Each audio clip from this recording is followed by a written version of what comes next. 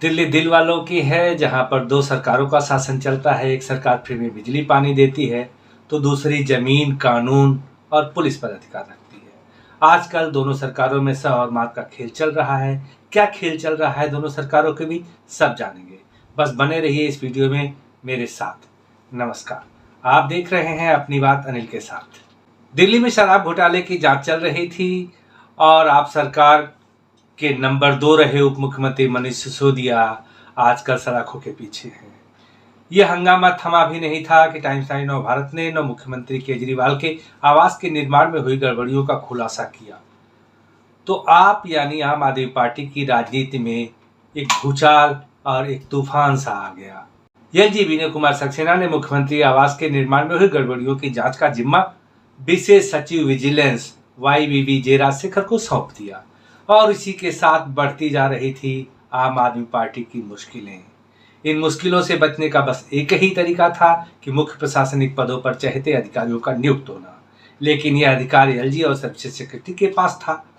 आमतौर पर राजनेता चरण चुंबन करने वाले और उनके काले कारनामों पर पर्दा डालने वाले अधिकारियों को पास में रखना पसंद करते हैं और कुछ प्रशासनिक अधिकारी ऐसा करने में गर्व भी महसूस करते हैं, क्योंकि उनको पद और प्रमोशन तय समय या उससे पहले मिल जाता है। यदि मलाईदार जगह मिल जाए तो फिर क्या कहना।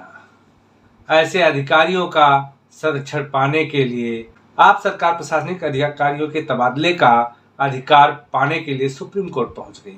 11 मई 2023 को सुप्रीम कोर्ट की बेंच ने सर्वसम्मति से प्रशासनिक अधिकारियों के हस्तांतरण का अधिकार एलजी से छीन करके राज्य सरकार को दे दिया। अब क्या था, मन की मुराद पूरी हो गई और उसी दिन आप सरकार ने दोपहर बाद सर्विसेज डिपार्टमेंट के सेक्रेटरी आईएएस अधिकारी आशीष माधवराव मौर्य को हटाकर 1995 बैच के IAS अनिल कुमार सिंह को सर्विसेज डिपार्टमेंट का सचिव नियुक्त कर दिया। लेकिन उसी दिन से आशीष मौर्य ने ऑफिस जाना बंद कर दिया और अपना मोबाइल भी स्विच ऑफ कर दिया। ऐसा आपके द्वारा बताया गया कि उन्होंने कोई लीव एप्लीकेशन भी नहीं दी है, अर्थात नए सचिव की नियुक्ति प्रभावी नहीं हो पाई। उधर दूसरी घटना 15 मई 2023 की रात को, जैसा कि विशेष सचिव राजशेखर द्वारा बताया गया कि वो मुख्यमंत्री के आवास के निर्माण में हुई गड़बड़ियों की जांच कर रहे थे और इससे संबंध फाइलें उनके ऑफिस में रखी हुई थी। लेकिन 15 मई 2023 की रात को कुछ लोग उनका ऑफिस खोल करके वहां से कुछ दस्तावेजों को ले जाते हुए देखे गए। उन्होंने बताया कि उन फाइलों और कंप्यूटर के साथ छेड़छाड़ की गई है। सोशल मीडिया में यह वीडियो चल रही थी कि दस्तावेजों को एक रूम से दूसरे रूम में ले जाया जा रहा था, जहां गोपनीय दस्तावेज रखे हुए थे और वहीं पर फोटोस्टेट मशीन भी थी। अब आगे इन दस्तावेजों के साथ क्या हुआ कहा नहीं जा सकता, लेकिन केजरीवाल सरकार के साथ केंद्र सरकार ने 19 मई 2023 को खेला कर दिया।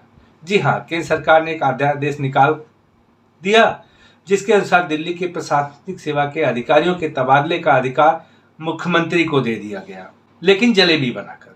आसान भाषा में कहें तो अब दिल्ली में प्रशासनिक सेवा के अधिकारियों का तबादला अब एक 3 सदस्यीय समिति करेगी, जिसके चेयरमैन दिल्ली के मुख्यमंत्री होंगे, लेकिन फैसला बहुमत के आधार पर होगा, जैसा कि CBI प्रमुख के केस में होता है। समिति के बाकी 2 सदस्य चीफ सेक्रेटरी और प्रिंसिपल होम सेक्रेटरी होंगे।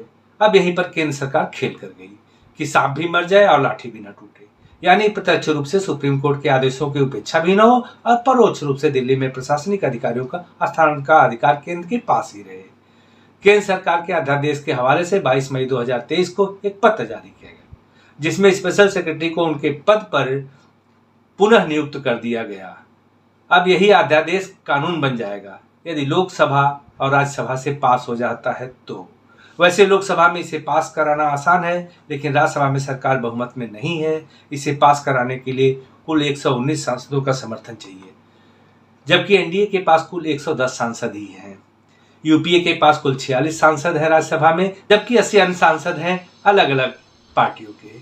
इस अध्यादेश को कानूनी याव पहनाने के लिए एनडीए को 9 और सांसदों का समर्थन चाहिए, जो मुश्किल नहीं है। क्यों? कि मोदी है तो मुमकिन है।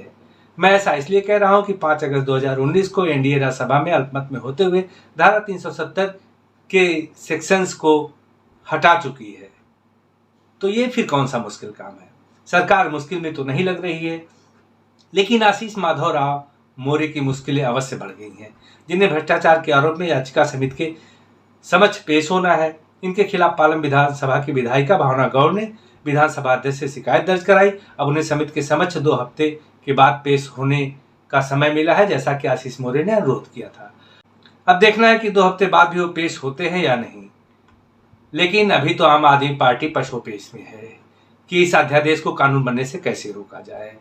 इसीलिए वह दर दर भटक रही है, यानी दल दल से संपर्क स्थापित कर रही है अपने पक्ष में समर्थन जुटाने के लिए।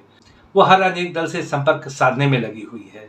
अब उसके राज्यसभा के कितने मेंबर हैं इसका कोई अर्थ नहीं होता, बस दिखावा हो जाना चाहिए कि दल उनका समर्थन कर रहे हैं। अब कौन देगा समर्थन यह कहना मुश्किल है, क्योंकि राजनीति में कोई नागनाथ है तो कोई सांपनाथ। संभावना बहुत ही कम है कि आम आदमी पार्टी इस अध्यादेश को कानून बनने से रोक पाए। लेकिन केंद्र सरकार ने आम आदमी पार्टी को जरूर रोक रखा है। अभी पता नहीं कि काम करने से या फिर भ्रष्टाचार करने से। आपसे एक विनम्र निवेदन है कि वीडियो को लाइक कर दें, मित्रों में शेयर कर दें और चैनल को अभी तक सब्सक्राइब नहीं किया है तो सब्सक्राइब करना बिल्कुल ना भूलें। आपने सब्सक्राइब कर दिया है तो फिर चलिए आराम कीजिए और मैं चलता हूँ कुछ और खबर ढूंढने के लिए। मिलेंगे फिर अगली वीडियो में, तब तक के लिए नमस्कार, जय हिंद।